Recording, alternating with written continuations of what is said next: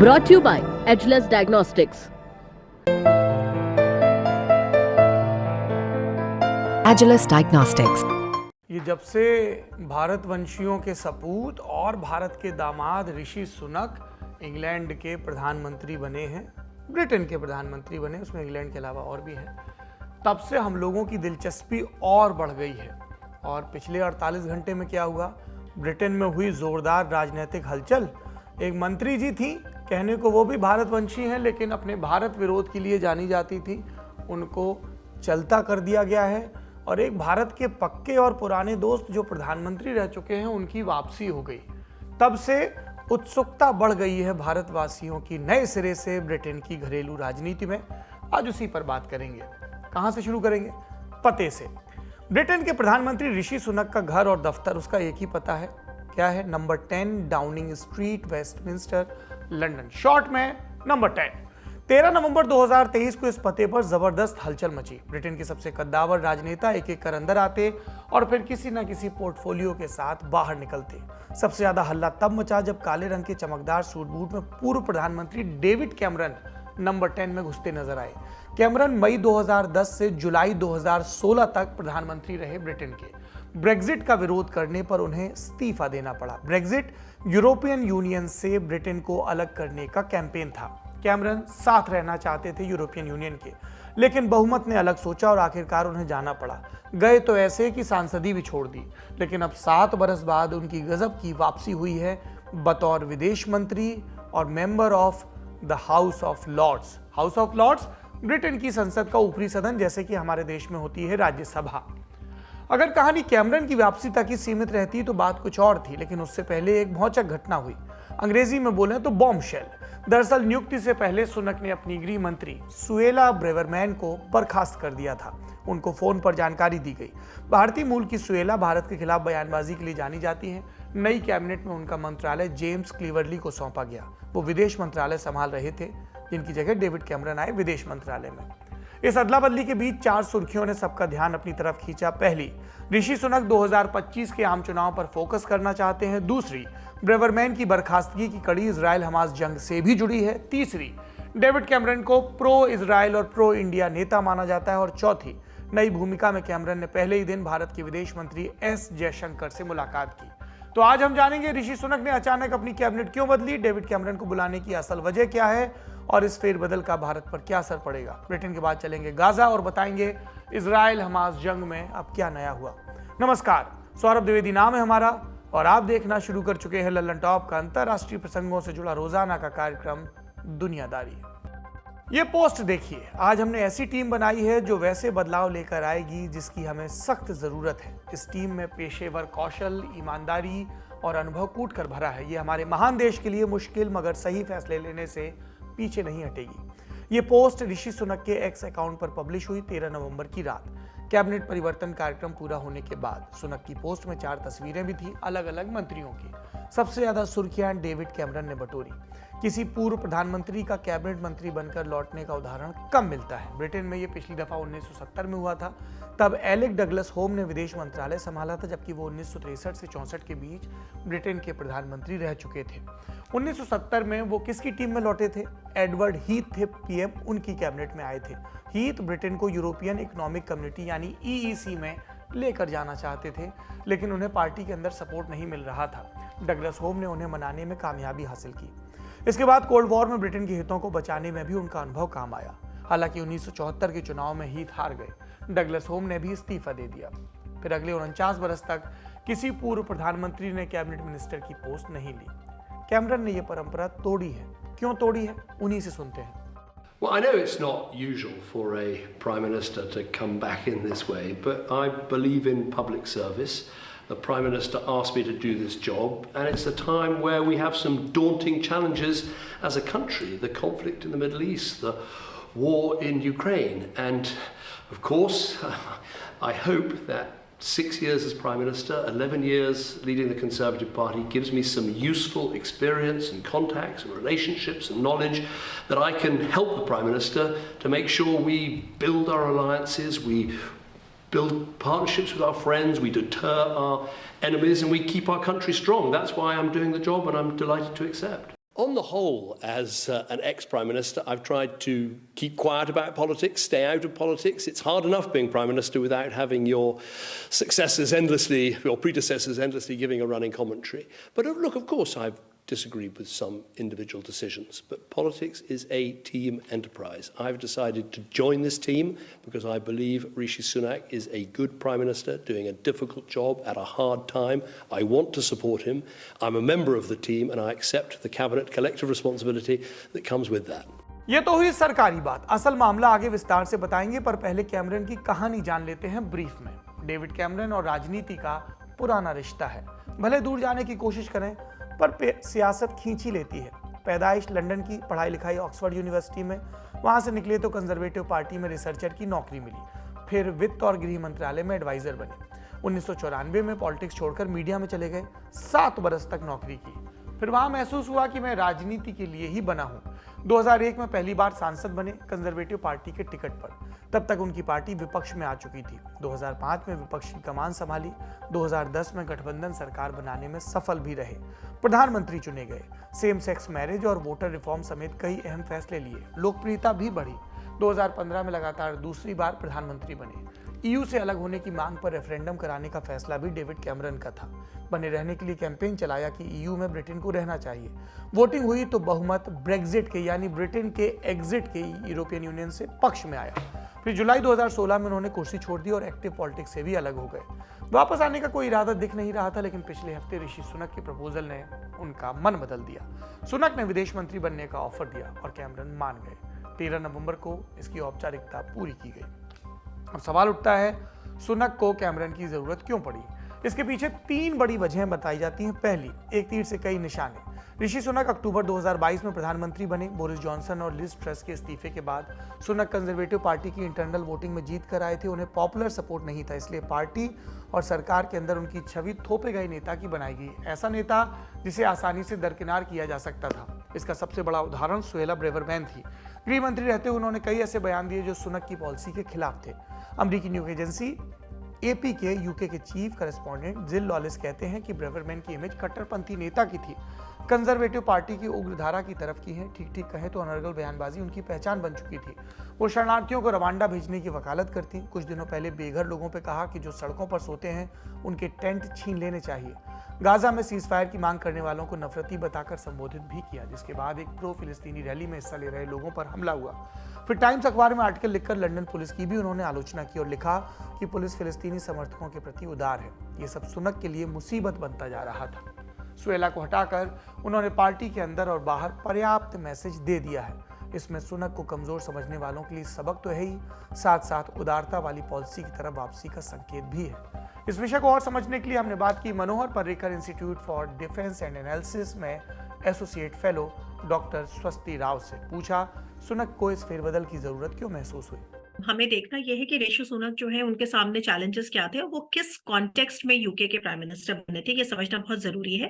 देखिए, कॉन्टेक्स्ट ये है कि बोरिस जॉनसन के पास जब वो पार्टीगेट स्कैंडल में बाहर हुए थे, उसके बाद लिज ट्रस आई थी। लिज ट्रस उस वक्त फॉरेन सेक्रेटरी हुआ करती थी, आप याद करें। और लिज ट्रस जब बनी थी तो उस समय इतनी प्रॉब्लम थे यूके के इकोनॉमी के सामने कि लोग पहले ही कह रहे थे कि लिज ट्रस ज्यादा दिन टिक नहीं पाएंगी। और लिज ट्रस के वक्त ही जब बहुत ज्यादा जो कंजर्वेटिव जो थे वो डामाडोल हो रहे थे, उस समय ऋषि सुनक जो वहां पे कंजर्वेटिव नेता है और जिन्होंने कोविड के वक्त में एक अच्छा प्रदर्शन किया था, कम से कम जहां तक इकोनॉमी को संभालने की बात है, तो उनके हाथ में बागडोर दी गई थी प्राइम मिनिस्टरशिप की। तो ये कॉन्टेक्स्ट है ऋषि सुनक के प्राइम मिनिस्टर बनने का, और इस बात को तकरीबन 1 साल हो चुका है। और ये कहा जा रहा था कि इस 1 साल में ऋषि सुनक से ये उम्मीद है कि कम से कम जो 2 प्रेसिंग प्रॉब्लम्स हैं यूके के सामने, जो पहला डेफिनेटली इकोनॉमी है which is doing really badly Brexit के बाद से, और दूसरा जो वहां पर उनका जो माइग्रेंट्स का प्रॉब्लम है, जिसके वजह से आप ये बार बार सुनते होंगे कि I will stop the boats, please stop the boats, ये जो सारी बातें हैं, ये इन चीजों को हैंडल करने के लिए लिए, ये जो दो इंपॉर्टेंट चीजें हैं। तो अब एक साल के वक्फे में देखा आपने कि स्पेशली सुएला ब्रेवरमैन बेसिकली, जैसे हम कहते हैं कि जो इंटरनल जो डोमेस्टिक इश्यूज की वहां पे मिनिस्टर थी, तो सुएला ब्रेवरमैन आने के बाद से ही लगातार हम देख रहे थे कि she had a pension for controversial statements.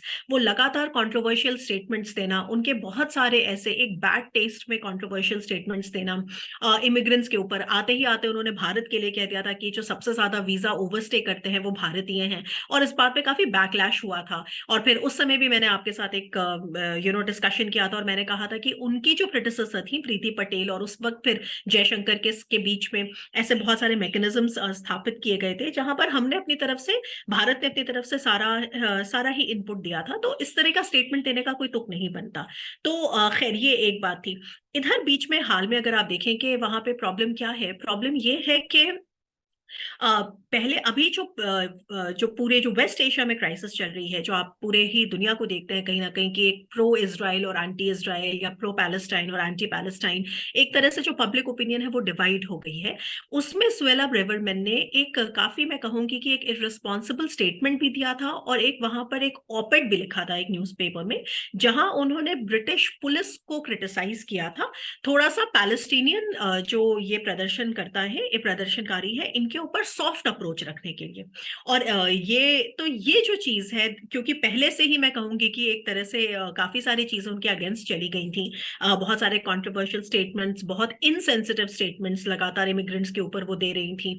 और जहां पे आप कह सकते हैं कि अगर किसी गवर्नमेंट में का जो कोई रिस्पॉन्सिबल होल्डर है किसी पोजिशन का, तो हम उम्मीद करते हैं कि वो कम्युनिटीज को पास में लाने की कोशिश करेगा। तो ऐसे में सुएला ब्रेवरमैन जो है वो और फॉल्ट लाइंस क्रिएट कर रही थी। तो ऋषि सुनक के सामने देखिए ये प्रॉब्लम इसलिए आ जाती है क्योंकि जनवरी 2024 में यूके में जनरल इलेक्शंस होने हैं, और बेसिकली ये पिछले एक साल का जो काम है वही इसी के बेसिस पर अब ये इलेक्शंस में उतरेंगे। तो कंजर्वेटिव पार्टी का फिर इसमें क्या रोल रहेगा, कैसा प्रदर्शन करेंगे, और ऐसे वक्त में ये इस तरह के कंट्रोवर्शियल स्टेटमेंट्स को अफोर्ड नहीं कर सकते। तो मेरे हिसाब से काफी वक्त दिया गया सुएला ब्रेवरमैन को, और उसके बाद फिर फाइनली फिर कैबिनेट रीशफल हुआ, और हमने देखा कि फिर उसको हटाकर फिर आपने नए चेहरों को भी देखा। डेविड कैमरॉन वापस आ गए फॉरेन सेक्रेटरी बनकर काफी साल के वक्फ के बाद, और तमाम चीजें हुई। लेकिन जो एक एग्जैक्ट अगर आप मुझसे कारण पूछें कि क्या है, तो कहीं ना कहीं this is a run up for the upcoming elections in January 24। दूसरा कारण इजराइल हमास जंग से जुड़ा है। ब्रिटेन ने हमास के आतंकी हमले का पुरजोर विरोध किया। ऋषि सुनक सपोर्ट दिखाने के लिए खुद उड़कर इजराइल गए। कई बार दोहराया कि इजराइल को अपनी रक्षा करने का पूरा हक है, और इसी को आधार बनाकर इजराइल गाजा में लगातार बमबारी कर रहा है। ग्राउंड फोर्सेस भी भेज दी है। इस हमले में 11,000 से ज्यादा लोग मारे जा चुके हैं, जिसमें 45 से ज्यादा बच्चे थे। अब इजरायली सेना अस्पतालों को घेर कर बैठी है, जिसके चलते ब्रिटेन पर इजराइल को रोकने का दबाव बढ़ रहा है। ये सुनक के लिए दोहरी मुसीबत है। उन्हें इजराइल के साथ भी रहना है और आम नागरिकों का हिमायती भी दिखना है। इसी वजह से 13 नवंबर की रात सुनक के रुख में थोड़ा बदलाव दिखा। बोले, इजराइल को बेगुनाह नागरिकों को बचाने के लिए हर एक उपाय करना होगा। वेस्ट बैंक में हिंसा रोकनी होगी और गाजा में मदद बढ़ाने की इजाजत देनी होगी। सुनक के लिए अकेले दम पर ये मांगे मनवाना बेहद मुश्किल है। इसके बरक्स कैमरन एक बेहतर विकल्प है। उनके सऊदी अरब और दूसरे अरब देशों के साथ पुराने ताल्लुकात रहे। अपने कार्यकाल में वो जो बाइडेन, व्लादिमीर पुतिन और शी जिनपिंग के साथ काम कर चुके हैं। इजराइल फिलिस्तीन की बात करें तो वो 2 स्टेट सॉल्यूशन का समर्थन करते हैं, और तो और उन्हें इजराइल में भी दोस्त की तरह याद किया जाता है। उनका अनुभव हालिया जंग को सुलझाने में काम आ सकता है। तीसरी वजह पार्टी की अंदरूनी कलह है। पिछले 14 महीने में ब्रिटेन में 3 प्रधानमंत्री बदल चुके हैं, बोरिस जॉनसन, लिज ट्रस और फिर ऋषि सुनक। तीनों एक ही पार्टी के, कंजर्वेटिव पार्टी के, लेकिन कुर्सी छोड़ने के बाद उन्होंने अगले प्रधानमंत्री की राह मुश्किल की। 2025 की शुरुआत में आम चुनाव होने वाला है। सर्वे और प्री इलेक्शन पोल में कंजर्वेटिव पार्टी बुरी तरह पिछड़ रही है। अगर सुनक की लीडरशिप में पार्टी हारी तो उनका पॉलिटिकल करियर डावाडोल हो सकता है। इस मामले में कैमरन पुराने मझे और घाघ नेता माने जाते हैं। उन्हें अलग अलग धड़ों को साधना आता है। कहा जा रहा है कि सुनक इसका फायदा उठाने की कोशिश करेंगे। ये तो सब अच्छी बात हुई, लेकिन कैमरन आए तो सारे दुख दूर हो जाएंगे, ये इतना आसान भी नहीं। एक्सपर्ट्स के मुताबिक ये रिलेशनशिप ऑफ कन्वीनियंस यानी सुभीते का रिश्ता है। कैमरन का रिकॉर्ड इतना भी पाक साफ नहीं। वो ब्रेक्जिट के विरोधी रहे। उनकी पार्टी का बहुमत ब्रेक्जिट का समर्थन करता है। वो हाल के महीनों तक सुनक के भयंकर आलोचक हुआ करते थे। उन पर करोड़ों रुपए के गबन के आरोप भी लग चुके हैं। वो कहते हैं कि मामला सुलझ गया, लेकिन ठप्पा बरकरार है। ये तो हुआ डेविड कैमरन का तिया पांचा। अब जानते हैं विदेश मंत्री बनने के बाद उन्होंने किया क्या? 13 नवंबर को अमेरिका के विदेश मंत्री एंटनी ब्लिंकन से फोन पर बात की। प्रेस रिलीज के मुताबिक फोकस यूक्रेन और गाजा की जंग पर था। फिर भारत के विदेश मंत्री एस जयशंकर जो ब्रिटेन के दौरे पर हैं, 12 नवंबर को उन्होंने ऋषि सुनक से मुलाकात की थी और 13 को मिले नए विदेश मंत्री कैमरन से। इस मीटिंग में इंडो पैसिफिक और दूसरे क्षेत्रों में सहयोग बढ़ाने पर चर्चा हुई। ये चर्चा और समझने के लिए इसके निहितार्थ हमने फिर से एक्सपर्ट का रुख किया। देखिए, भारत की नजर से मैं कहूंगी कि ये एक पॉजिटिव स्टेप ही मैं कहूंगी भारत की नजर से, क्योंकि जैसा मैंने आपसे पहले कहा कि एक तो डेविड कैमरॉन पहले प्राइम मिनिस्टर रहे हैं, तो जाहिर है कि उनका एक पॉलिटिकल जो एक्सपीरियंस है वो डेफिनेटली सुएला ब्रेवरमैन से ज्यादा है, इसमें कोई डाउट नहीं है।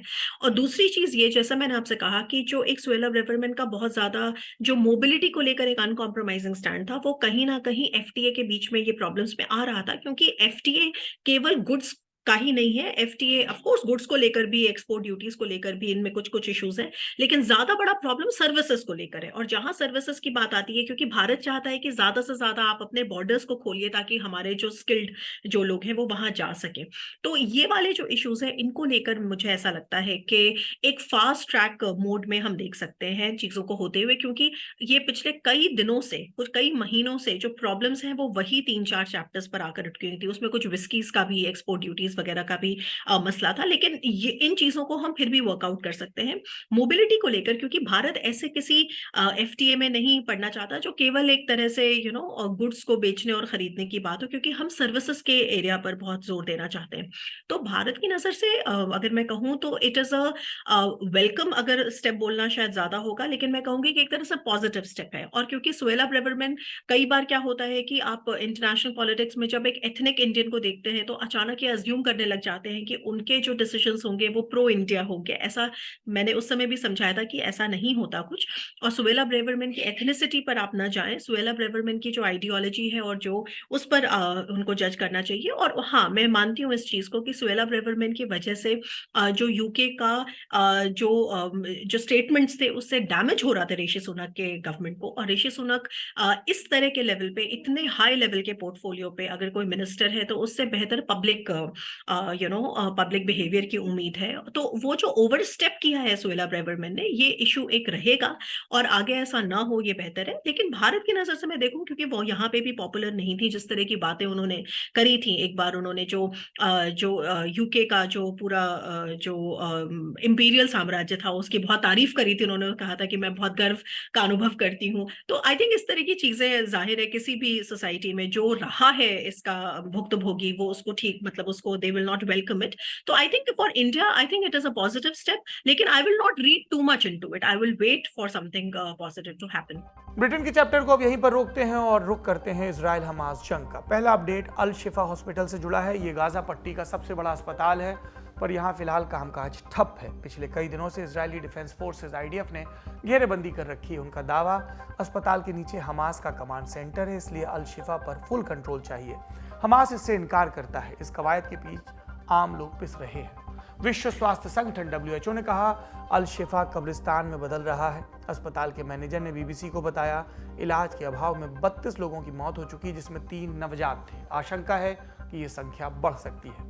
जैसे जैसे नुकसान बढ़ेगा उसी अनुपात में इजराइल पर पीछे हटने का दबाव भी बढ़ता जाएगा। फ्रांस के राष्ट्रपति पहले ही बमबारी रोकने के लिए इजराइल को कह चुके हैं। उसके सबसे बड़े सहयोगी अमेरिका पर भी प्रेशर बढ़ रहा है। राष्ट्रपति बाइडेन को कहना पड़ा कि गाजा के अस्पतालों को हर हाल में बचाना जरूरी है। Well, I have not been reluctant in expressing my concerns what's going on, and it's my hope and expectation that there will be less intrusive action relative to the hospital. We're in contact, and we're with. जानकार कहते हैं अल शिफा अस्पताल का मसला इस जंग की दशा और दिशा निर्धारित कर सकता है। यहाँ पर इजराइल के लिए कुएं और खाई वाली स्थिति बन गई है। अगर वो हटता है तो हमास के खात्मे का मकसद पीछे छूट सकता है। नहीं हटा तो आम लोगों और खासतौर पर बच्चों की मौत का इल्जाम उसके सर आएगा। उस स्थिति में इंटरनेशनल कम्युनिटी से मिलने वाला सपोर्ट कम हो सकता है। दूसरा अपडेट बंधकों से जुड़ा है। हमास ने 70 बंधकों की रिहाई का प्रस्ताव दिया, बदले में 5 दिनों के संघर्ष विराम की शर्त रखी। गाजा में 240 बंधक अभी भी मौजूद हैं। उन्हें 7 अक्टूबर के हमले के दौरान किडनैप किया गया था। हमास के मिलिट्री विंग अल कासिम ब्रिगेड के प्रवक्ता अबू ओबैदा ने इस पर बयान दिया। وقد أخبرنا الوسطاء أن بإمكاننا في هدنة مدتها 5 أيام تتضمن أن نفرج عن 50 من النساء والأطفال المحتجزين في غزة، وقد يصل العدد في نهاية المطاف إلى 70 على اعتبار وجود إشكالية في تواجد أولئك المحتجزين لدى فصائل وجهات متعددة، على أن تتضمن الهدنة وقف إطلاق النار والسماح بدخول المساعدات الإغاثية والإنسانية لجميع أبناء شعبنا في जमीع أنحاء قطاع غزة। यह था हमास का ऑफर। इजराइल कहता है सारे बंधकों की रिहाई के बिना कोई संघर्ष विराम नहीं होगा। हालिया ऑफर पर उनका कोई जवाब अब तक नहीं आया। अगर कोई अपडेट आता है तो हम आपको ललन टॉप पर जरूर सूचित करेंगे। तीसरा अपडेट रिपोर्टिंग से जुड़ा है। युद्ध में आम लोगों और डॉक्टर्स के साथ साथ पत्रकारों को भी नहीं बख्शा गया। कमेटी टू प्रोटेक्ट जर्नलिस्ट की रिपोर्ट के मुताबिक अब तक की जंग में 42 पत्रकारों की हत्या हो चुकी, जिसमें 37 फिलिस्तीनी, 4 इजरायली और 1 लेबनानी था। आज का दुनियादारी यहीं पर समाप्त होता है। कैमरे के इस पार जो आपको पत्रकार नज़र आते हैं वो भी वल्नरेबल ग्रुप में आते हैं। उनके अपने जोखिम हैं, उनके पेशे की अपनी सावधानियां हैं, पर इन सब के बावजूद वो लगातार लोगों के बीच जाते हैं, कभी जंग के मोर्चे पर, कभी चुनाव के मोर्चे पर, कभी किसी आपदा के वक्त, कभी किसी हिंसा के वक्त, ताकि आप खबरदार बने रह सकें। तो आपकी प्रार्थनाओं में हम लोग भी शुमार रहने चाहिए। अपना और अपनों का ख्याल रखिए। शुभ रात्रि।